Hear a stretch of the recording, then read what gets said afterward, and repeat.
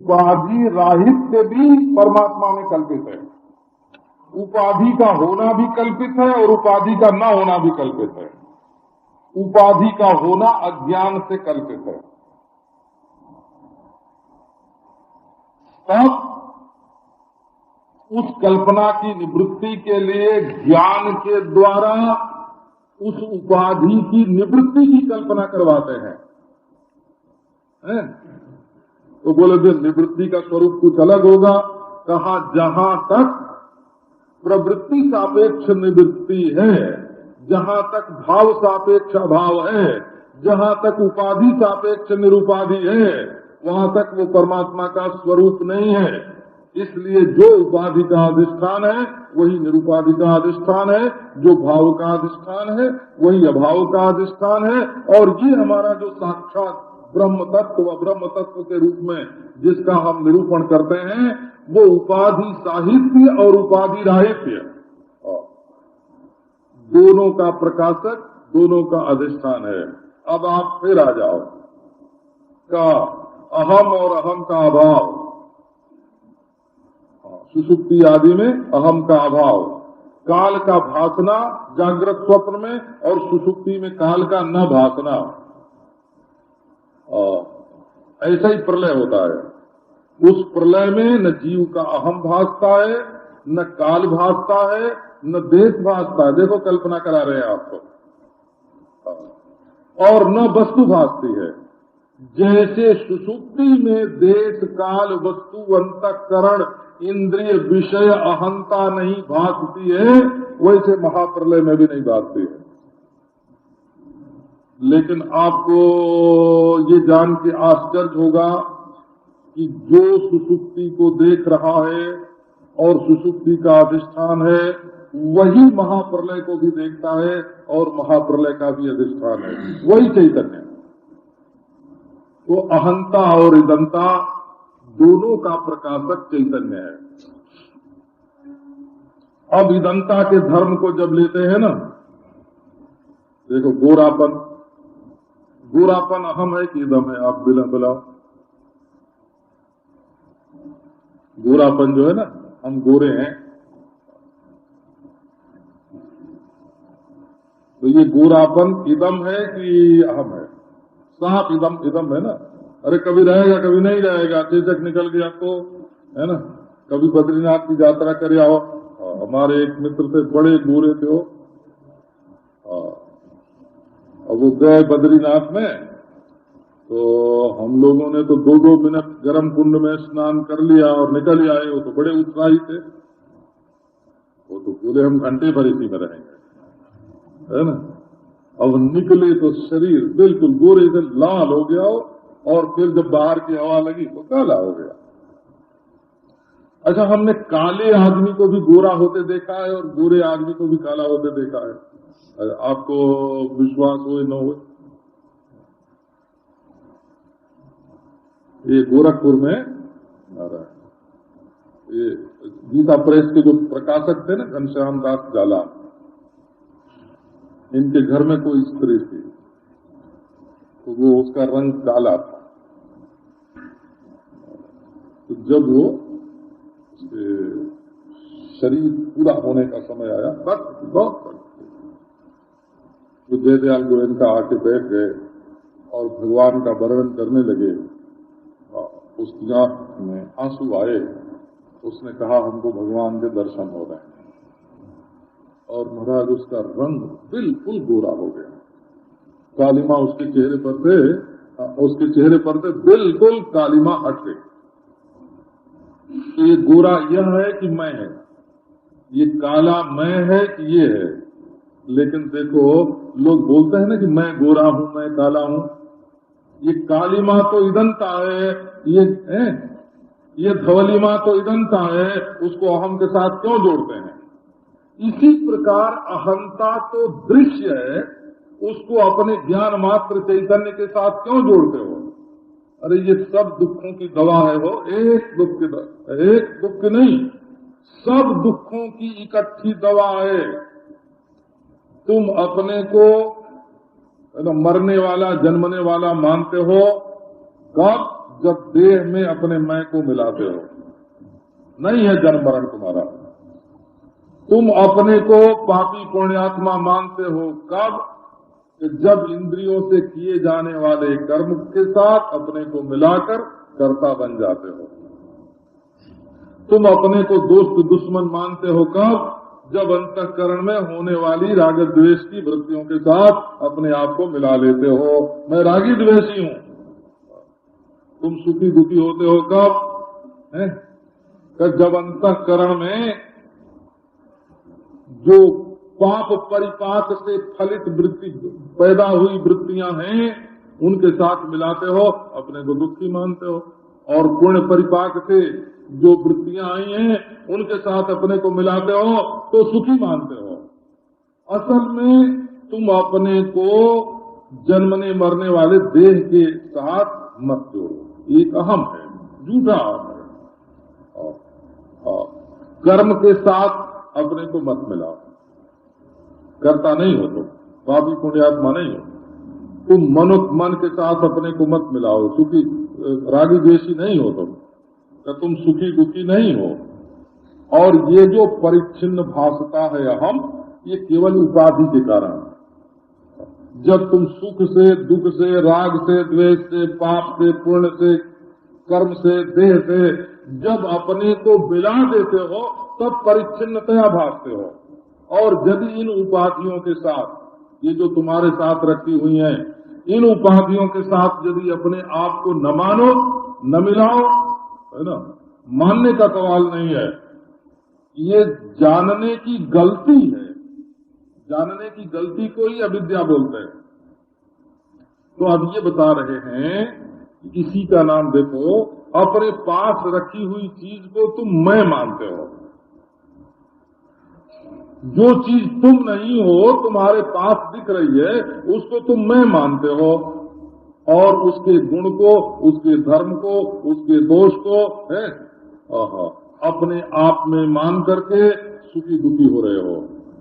ये जो तुम्हारा मैं है, इससे तुम जुदा हो। तब मैं क्या हूँ? कब मैं इस इदम को जैसे जानता हूँ, वैसे मैं इस मैं को भी जानने वाला हूँ।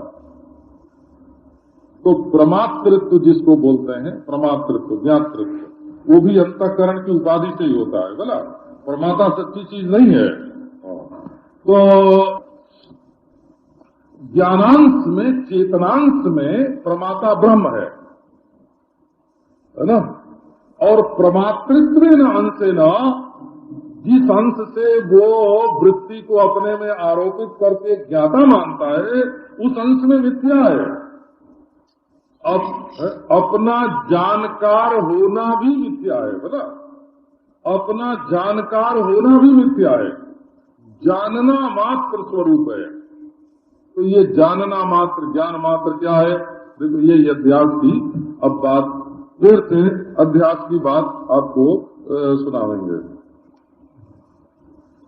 देखो अध्यास असल में अपने आप में नहीं होना चाहिए। क्यों नहीं होना चाहिए? अरे जो नहीं होना चाहिए वही तो हो गया है, इसलिए बात करनी पड़ती है।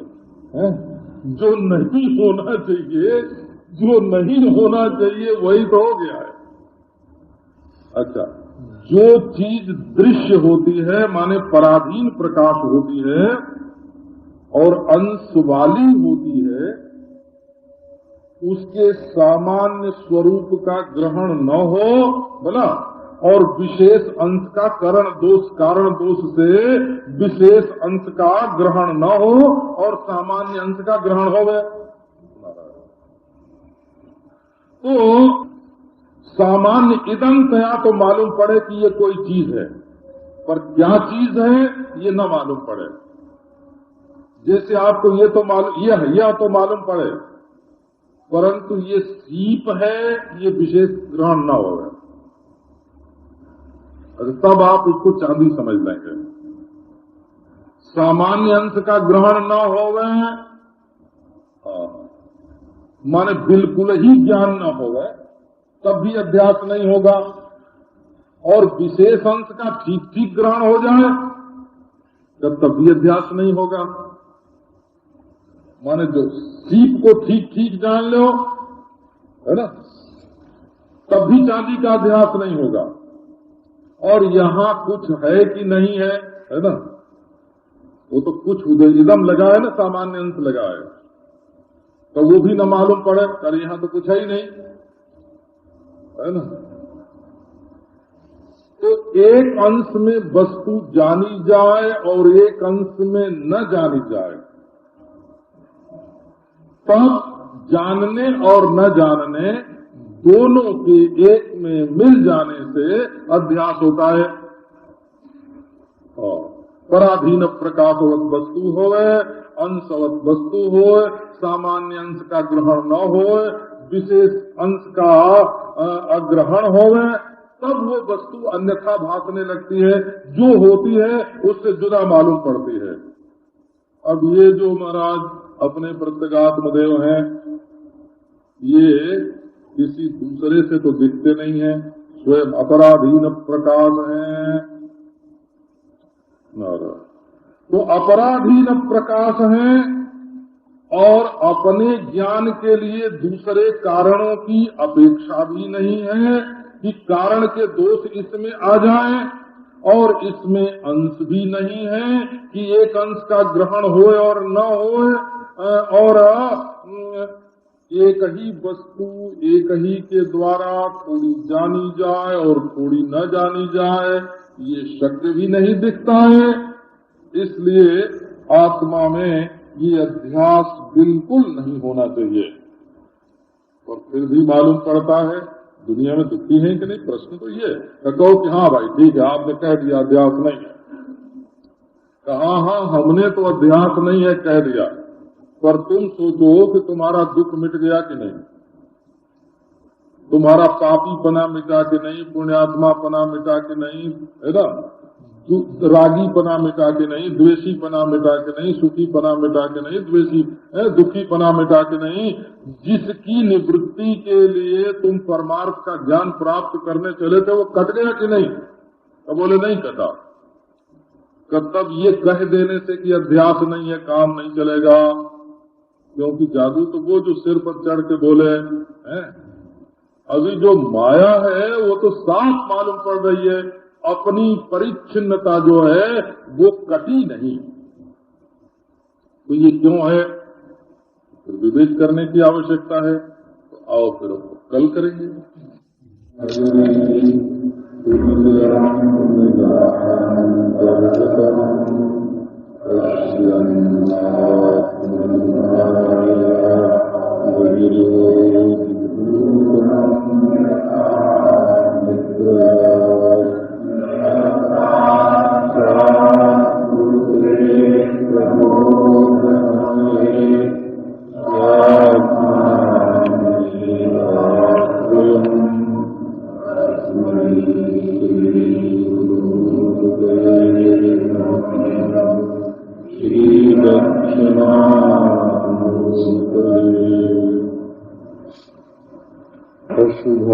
शुभानिराचस्ते तनोति शुभ संपतिं स्मृतिमात्रेण यत्पुंसां ब्रह्म तन्मंगलं परम् अति कल्याण रूपत्वात् सर्वकल्याण संश्रयात् स्मर्त्रीणां वरदत्वाच्च ब्रह्म तन्मंगलं परम्।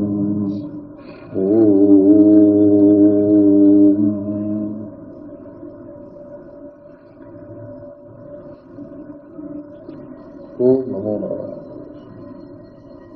यदि कोई ऐसा समझता हो कि हम अपने जीवन से पूरी तरह से संतुष्ट हैं,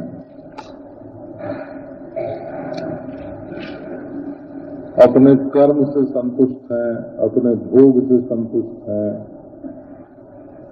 अपनी मनोवृत्ति से संतुष्ट हैं, अपनी बुद्धि से समझदारी से संतुष्ट हैं, अपनी स्थिति से संतुष्ट हैं, अपने ज्ञान से संतुष्ट हैं,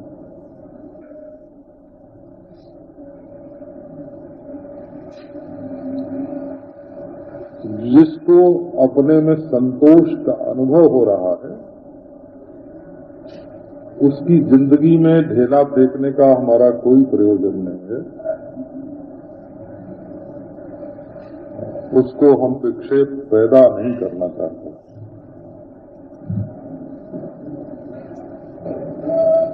जो अपने को निरोग अनुभव करता है, स्वस्थ अनुभव करता है, उसको रोगी अनुभव करके फिर हम दवा देना नहीं चाहते हैं। यदि उसको कोई तकलीफ मालूम पड़ती हो, अपने जीवन में रोग हो, चिकित्सा की आवश्यकता हो,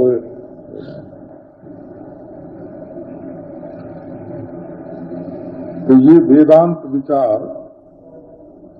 दूसरे के अनुभव पर आधारित नहीं है, इसका आधार अपना अनुभव है। यदि तुम्हें मालूम पड़ता है कि मैं दुखी हूँ, मैं अज्ञानी हूँ, मैं जन्मने मरने वाला हूँ, रोगी हूँ, आपके जीवन में जो दुख है उसके निवारण के लिए ये वेदांत की प्रवृत्ति होती है।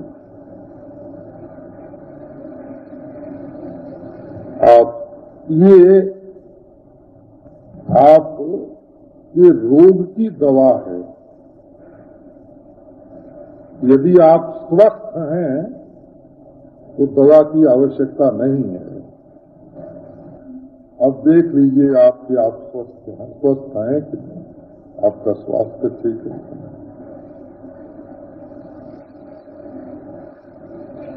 अच्छा,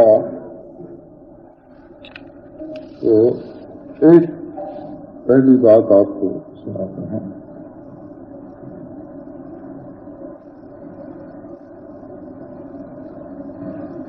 कल आपको सुनाया था,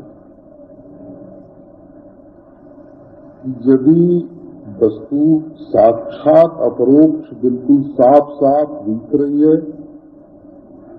तो भी उसमें अभ्यास नहीं हो सकता। उसको आप दूसरी कैसे समझेंगे? जो है वही समझेंगे, दूसरी नहीं समझेंगे। एक चीज को दूसरी समझ लेना, यही तो अभ्यास है ना। ये तो आपके ध्यान में बिल्कुल बात बैठ गई कि हम अभ्यास अभ्यास अभ्यास जो बोलते हैं, उसका मतलब है एक चीज को दूसरी चीज समझना। अगर कोई चीज आपको साफ साफ दिख रही है तो आप उसको दूसरी नहीं समझेंगे, और यदि बिल्कुल नहीं दिख रही है, उसका कोई ख्याल ही नहीं है, जिंदगी में कभी देखी ही नहीं है, तब भी उसको दूसरी कहां से समझेंगे? अगर सीप देखें तो उसको चांदी समझें, पर सीप ही नहीं देखी तो उसको चांदी क्या समझेंगे?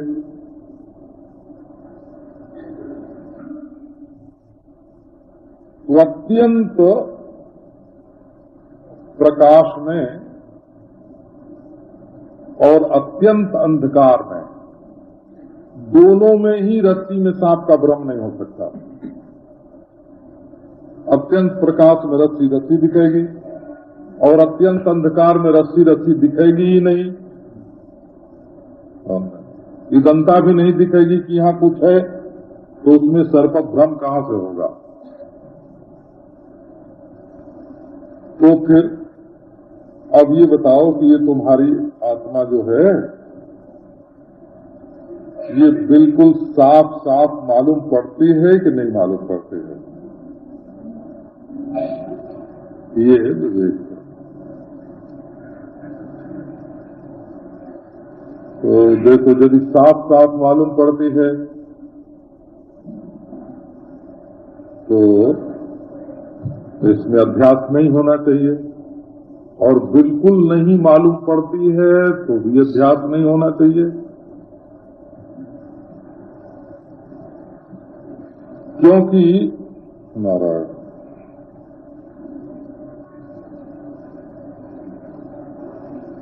आत्मा जो है ये एक तो दुष्मत प्रत्यय का अर्थ नहीं है,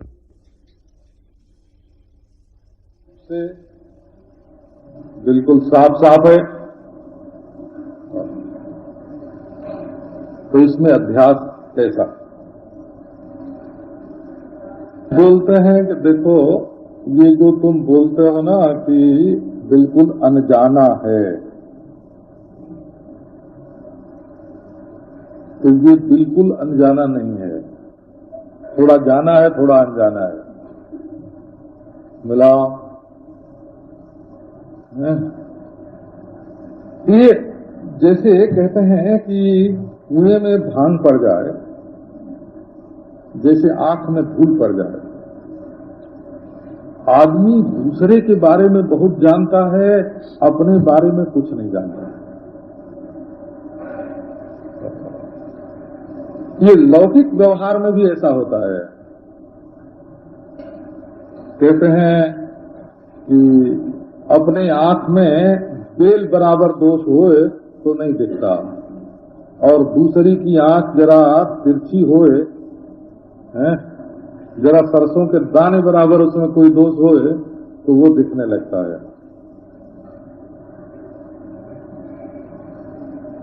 तो ये आत्मा जो है वो एकांत अविषय नहीं है, मालूम पड़ता है। ये तो घड़ी जो है वो टिक टिक जैसे बोलते हैं ना, कोई कम कोई ज्यादा, वैसे ये आत्म वस्तु जो है ये है, इसका मंत्र ही है।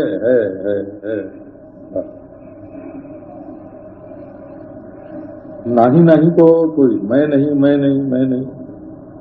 मैं यह नहीं ये तो ठीक, परंतु मैं नहीं ये तो कभी होगा ही नहीं। अच्छा, तो कहना ये है कि ये जो मैं ऐसा मालूम पड़ता है, ये मैं मालूम पड़ता है कि नहीं? तो भाई मैं तो मालूम पड़ता है, तो जिसको मैं मालूम पड़ता है वो उससे न्यारा होगा, तो मैं चेतन नहीं होगा। मैं जिसको मालूम पड़ता है वो चेतन होगा। तो फिर कहो कि अच्छा, चेतन किसी को मालूम पड़ता है कि नहीं? तो जिसको चेतन मालूम पड़ता होगा वो चेतन होगा, तो अनवस्था हो जाएगी।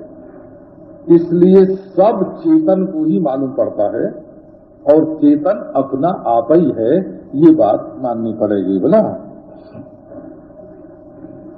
तो अब ये देखो कि आत्मा में संपूर्ण रूप से अविषयत्व है कि किंचित विषयत्व भी है? तो किंचित विषयत्व तो है। ये तो नहीं मालूम पड़ता कि हम कितने बड़े हैं, क्योंकि बड़प्पन मालूम पड़ेगा तो अन्य हो जाएगा। ये तो नहीं मालूम पड़ता कि हम कितने लंबे चौड़े हैं, अणु बराबर हैं कि देह बराबर हैं कि विभु हैं, ये तो नहीं मालूम पड़ता, पर हैं ये तो मालूम पड़ता है, कुछ हैं तो जरूर हैं। अच्छा, हमारी उम्र कितनी है, कब से हैं, कब तक रहेंगे, ये अब कब तब हमसे छोटा है कि बड़ा है? तो बोले कि ये भी नहीं मालूम पड़ता है।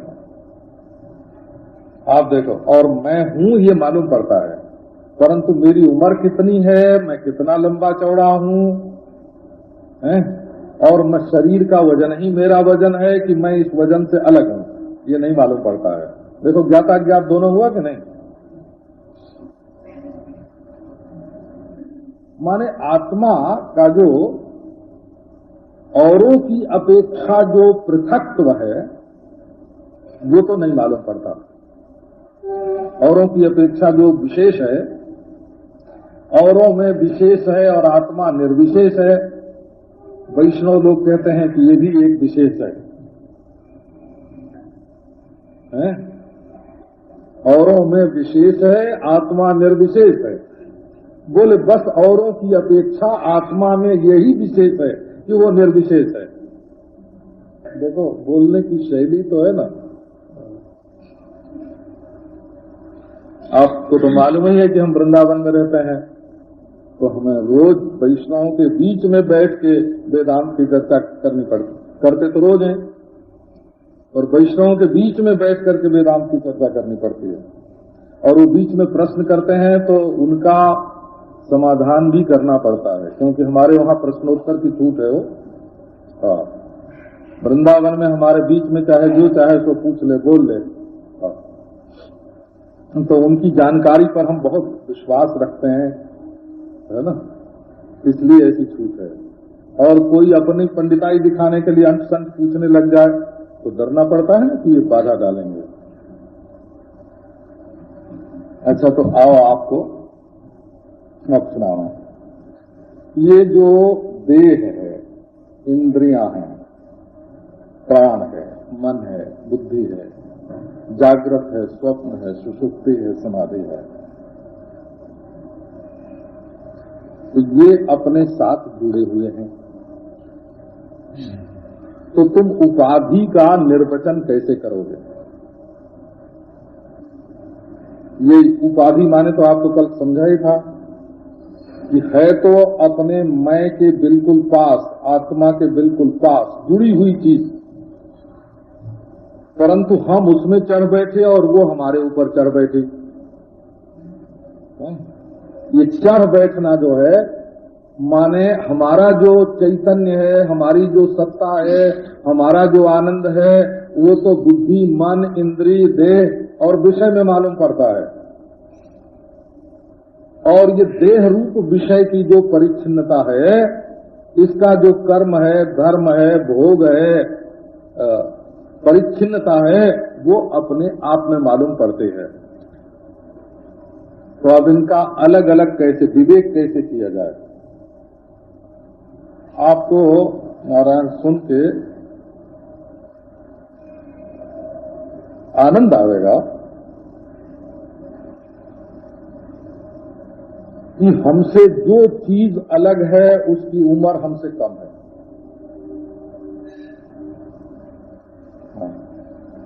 क्योंकि उसका पैदा होना, मरना, सोना, जागना सब हमारे सामने होता है। तो बौद्ध लोग बाध के लिए इसी बात को काफी समझते हैं कि मरने वाली चीजें एक दूसरे के बाद पैदा होती जाती हैं और मरती जाती हैं। प्रत्यय पैदा होते जाते हैं और मरते जाते हैं, वृत्तियां पैदा होती हैं और मरते हैं। परसों एक आदमी हमारे पास आया तो बहुत दुखी था,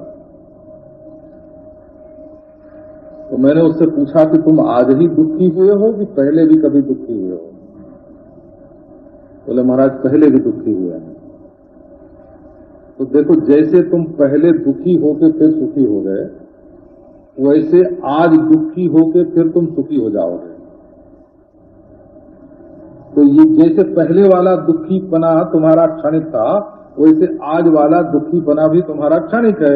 ये तुमको मालूम रहना चाहिए। मालूम पड़ना चाहिए नहीं हो, मालूम पड़ना चाहिए ये बात दूसरी है, और मालूम रहना चाहिए ये बात दूसरी है। ये देखो, मैं दुखी हूं, मैं दुखी हूं, मैं दुखी हूं, कितनी बार तुम अनुभव कर चुके हो और बदल गया। एक दिन एक आदमी आया कि महाराज हमारा तो सर्वनाश हो गया, हमारा जो सबसे प्यारा था वो मर गया। तो महात्मा बोले कि अच्छा मर गया तो तू 6 महीना आगे बढ़ जा, 6 महीना आगे बढ़ जा, समझ गए? इस मृत्यु के 6 महीने बाद तुम्हारे चित्त की जो स्थिति होगी उसको तुम आज बुलाओ। 6 महीने बाद क्या होगा आपको मालूम है? आज का दुख बाधित हो जाएगा। बाधित हो जाएगा माने वो कोई याद दिलावेगा तब रोने लगोगे, नहीं तो याद यही चाहोगे कि याद ना आवे। ये मातम पुरसी करने वाले बड़ा अन्याय करते हैं वो आदमी के साथ। आते हैं तो कहते 6 महीने, हम तो भूल गए कि कौन मर गया। वो यहाँ की याद दिलाते हैं कि अमुक मर गया। अच्छा, एक और होता है, घर का आदमी तो रोने वाला अकेला होता है और 5-5 मिनट के लिए 25 आदमी आते हैं, तो उनका तो 5-5 मिनट रोना होता है आने वालों का, और जो घर का आदमी रोता है उसका 25 का 5 गुना हो जाता है। वो 125 मिनट रोएगा और एक आदमी 5 मिनट रो के रुला के चला जाएगा। हाँ, अरे बाबा आके ऐसी बात करो कि दुख कम हो, दुख बढ़ाने वाली बात क्यों करते हो? ये देख, तो ये सब मिथ्यात्व, ये सब बाध ही है। प्रत्यय से प्रत्ययांतर का बाध होता है। इदम प्रत्यय अहम प्रत्यय से बाधित होता है और अहम प्रत्यय से इदम प्रत्यय बाधित होता है। ये पूर्व मीमांसा है हो, ये हम लोग तो माने वेदांतियों ने तो बाध शब्द पूर्व मीमांसा में से उधार लिया हुआ है। माने पहले कोई कहे कि भाई वेदांत, वो क्या नाम है, ये बाध शब्द का शास्त्र में कहाँ प्रयोग हुआ, तो बोले कि जैमिनीय मीमांसा में, कर्म मीमांसा में एक बाध नाम का अध्याय है, बाधाध्याय उसको बोलते हैं, वहां से ये बाध शब्द आया। तो कोई 450 प्रकार के कुल बाध होते हैं, है ना।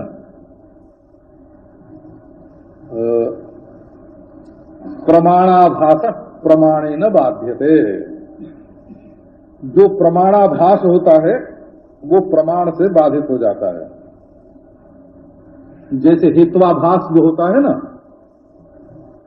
वास्तविक हेतु का बोध होने पर हेत्वाभास बाधित हो जाता है। प्रत्यक्षाभास प्रत्यक्ष से बाधित होता है, अनुमानाभास अनुमान से बाधित होता है ना। देखो, गंधाभास घ्राण प्रत्यक्ष से बाधित होता है, रसाभास रासन प्रत्यक्ष से बाधित होता है, स्पर्शाभास स्वाद प्रत्यक्ष से बाधित होता है ना। तो ये बौद्धों ने ऐसा कहा कि देखो, एक मैं स्थिर हूं ये प्रत्यय है, और ये कि ये अस्थिर है ये प्रत्यय है?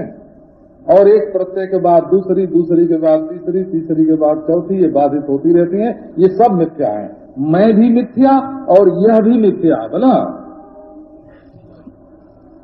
इसको मिथ्यात्व निश्चय का ही नाम बाध है। अच्छा, हाँ, ये बात ठीक है, शायद कोई नए वेदांती हों, नया नया सीख रहे हों, तो उनको ये बात मालूम नहीं होगी। किसी चीज के न दिखने का नाम बाध नहीं है, वो चीज दिखे ही नहीं इसका नाम बाध नहीं है। ना प्रतीतिस्तयोर बाधा, जीव जगतो हो अप्रतीतिर बाधो न, किंतु मिथ्यात्व निश्चयो बाधा। ये अहम प्रत्यय और इदम प्रत्यय जो दोनों, ये हमको सुख देने वाला आदमी है और इसको पाकर मैं सुखी हूं। ये सुख देने वाला पैसा है और इसको पाकर मैं सुखी हूं, है। ये दुख देने वाला दुश्मन है और मैं इसको पाकर दुखी हूं, है। ये मैं दुखी हूं ये जीव भाव है, और यह दुख देने वाला है ये हेतु भाव है, वो हेतु फल भाव है। तो ये दोनों बाधित हैं, दोनों मिथ्या हैं। मिथ्यात्व निश्चय का ही नाम बाध है, अभान का नाम बाध नहीं है, क्योंकि भान ज्ञान का विरोधी नहीं, बच्चा है। भान जो है वो ज्ञान का विरोधी नहीं है, ज्ञान स्वरूप ही है। किसी चीज का मालूम पड़ना तो ज्ञान ही है? इसलिए दुनिया मालूम न पड़े इसका नाम ज्ञान। बोले अभी तुमने ज्ञानियों का सत्संग नहीं किया, विश्वास ही नहीं हुआ होगा किसी पर कि ये ज्ञानी है ना, क्योंकि तुमने अपने ज्ञानी को तो 7वें आसमान पर फेंक दिया है, 7 समुंदर पार फेंक दिया, तो तुम्हारे मन में विश्वास ही नहीं आया होगा कि कोई ज्ञानी भी होता है। तो तुमने ज्ञानियों का सत्संग नहीं किया। क्यों नहीं किया? कि तुम ऐसा समझते हो कि जब हमको ब्रह्म ज्ञान होगा, आत्मज्ञान होगा तो दुनिया दिखेगी ही नहीं। अरे दुनिया तो दिखेगी, खूब दिखेगी। जैसे पर्दे पर सिनेमा दिखता है ना, और उसमें कोई मरता है तो आप उसके मरने का मजा लेते हो कि रोते हो? अच्छा, रोते हो तो रोने का भी मजा लेते हो। कहा हाँ बड़ा मजा आया, देखो आंख से आंसू निकल आए हैं। एक बार हम लोग मैसूर में, वहां की चित्रशाला बहुत बढ़िया है, गए। ऐसी ऐसी चित्रें हो, है ना, कि विभत्स रस का चित्र देखते हैं तो चित्त में गुलानी हो जाती है। भयानक रस का चित्र देखते हैं तो डर लगने लगता है ना। रौद्र रस का चित्र देखते हैं तो क्रोध आने लगता है। श्रृंगार रस का चित्र देखते हैं तो मनोवृत्ति जो है वो ललित हो जाती है, शिथिल हो जाती है। करुण रस का चित्र देखते हैं, आंख में आंसू आने लगता है। लेकिन जब बाहर निकलते हैं तब क्या कहते हैं? क्या हाँ बहुत बढ़िया चित्रशाला है, आज तो मजा आ गया है। रोने वाली चीज देखते हैं और खुद रोते हैं और निकल के बोलते हैं कि मजा आ गया। तो आप देखो, ये वेदांत समझने का अभिप्राय क्या है? चित्र पर्दे को फाड़ना नहीं, जो तस्वीर दिखती है उसको मिटाना नहीं, और उसको देखकर जो मन पर प्रतिक्रिया होती है, करुण रस का रस है, करुण रस है, भयानक रस है, बीभत्स रस है, शांत भी एक रस है, श्रृंगार भी रस है? तो बाहर को देख करके भीतर जो प्रतिक्रिया होती है उसको भी मिटाने का नहीं है। ये पर्दा भी फाड़ने का नहीं है और वो पर्दा भी फाड़ने का नहीं है। एक पर्दा बाहर है जिस पर तमाशे हो रहे हैं, और एक पर्दा वो है कि बाहर के तमाशों को देख करके प्रतिक्रियाशील हो रहा है, और तुम वो रोशनी हो, है ना, तुम वो रोशनी हो जिसमें दोनों पर्दे दिखते हैं। तो ज्ञान भान का विरोधी नहीं है, और ज्ञान में सब दिखता रहता है। और यही नहीं कि केवल इदम प्रत्यय दिखे, अहम प्रत्यय न दिखे। इदम प्रत्यय भी दिखता है और अहम प्रत्यय भी दिखता है। तो नारायण, बौद्ध लोग कहते हैं कि एक प्रत्यय के बाद जब दूसरा प्रत्यय होता है तो पहला बाधित हो जाता है। जैसे देखो, आपको एक आदमी आता हुआ दिखा तो ख्याल हुआ कि हम अकेले हैं और ये जंगल है, ये आदमी आता है, ये चोर होगा, डाकू होगा या हमारा दुश्मन होगा, हमको मारेगा। तो आपकी धड़कन बढ़ गई, दुख हुआ, भय लगा, दुख हुआ। और इसके बाद जब वो पास आया तो मालूम पड़ा कि ये तो हमारा दोस्त है, हमको एक मददगार मिल गया, तो भय मिट गया ना, सुख की वृत्ति आ गई। तो दुख की वृत्ति जो है वो बाधित हो गई और उसके स्थान पर सुख की वृत्ति आ गई। पहले अपने को दुखी देख रहे थे, अब अपने को सुखी देखने लगे। तो बौद्ध लोग कहते हैं कि इसी प्रकार एक प्रत्यय से दूसरा प्रत्यय बाधित होता चलता है। हे भगवान, तो इसी प्रकार ये सृष्टि बाधित होनी चाहिए। अब वेदांत क्या कहता है सो सुनाता हूं, बोला।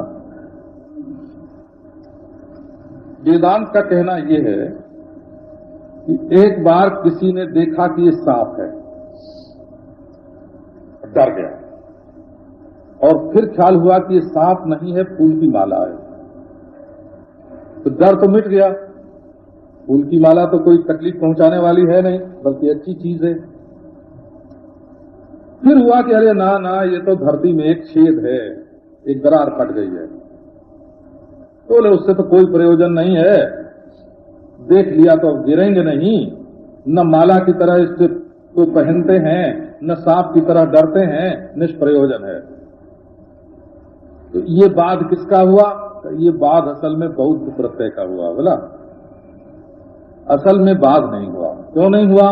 कि रस्सी का ज्ञान नहीं हुआ। अगर तुम रस्सी को समझ जाते तो न तो उसमें फिर भयजनक सर्प का अध्यास होता, न प्रीतिजनक माला का अध्यास होता, और न उपेक्षाजनक भूछिद्र का अध्यास होता। बोला, न तो संसार के दृश्य में भयजनकत्व है, ये भय का बाप नहीं है। भयजनक माने भय का बाप, ये भय का बाप नहीं है। दुनिया को हम देखें और हमारे हृदय में भीतत्व की प्रतिक्रिया हो गए, वो दोनों हम नहीं हैं। परंतु यदि ये ज्ञात हो गए, प्रीतिजनकत्व भी नहीं है, रस्सी का ज्ञान होने पर प्रीतिजनकत्व भी नहीं है, भयजनकत्व भी नहीं है, उपेक्षाजनकत्व भी नहीं है।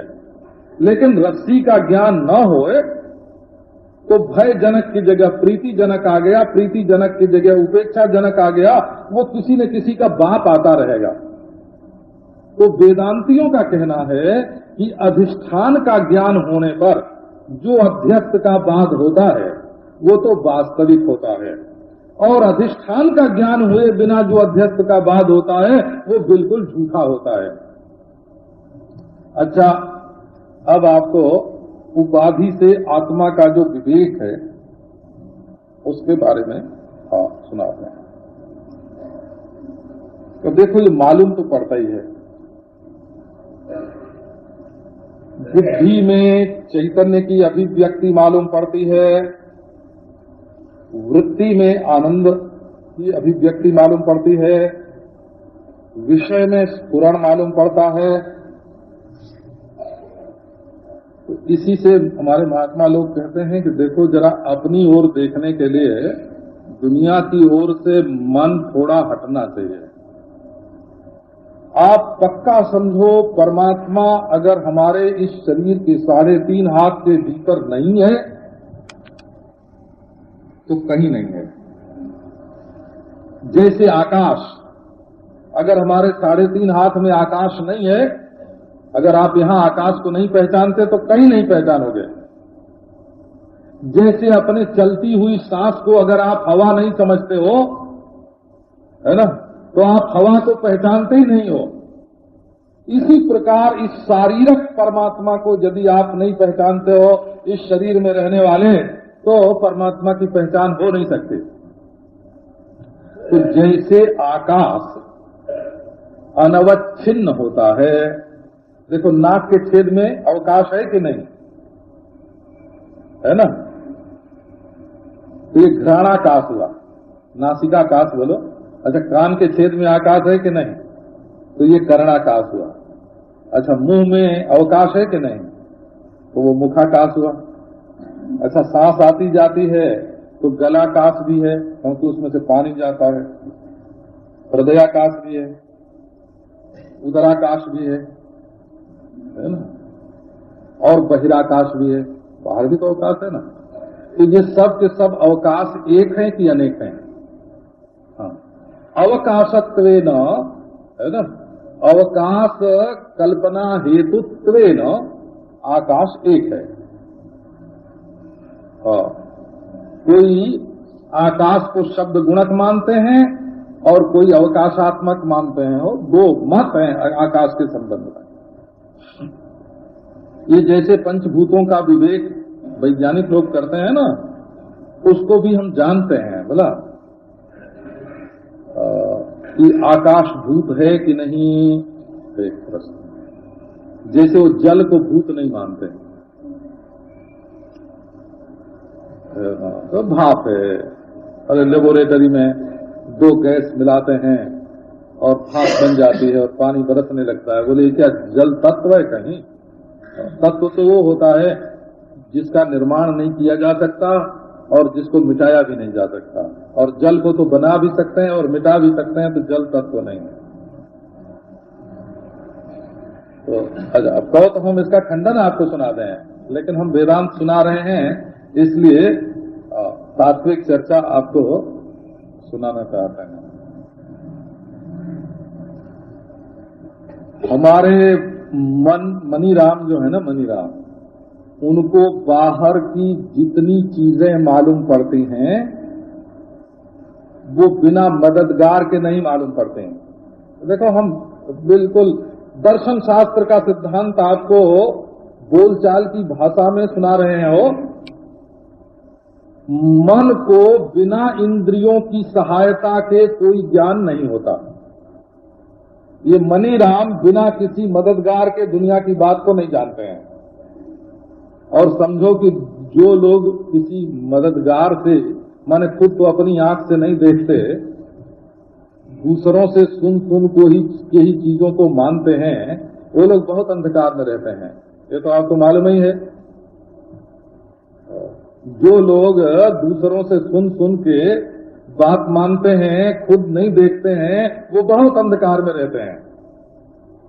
तो ये हमारा जो मन है, ये इंद्रियों की बताई हुई चीजों के बारे में ही जानता है। जो चीज इंद्रियों से नहीं बताई जाती और उसको मन जान नहीं सकता। इसमें सारा संस्कार ही पौरुषेय है।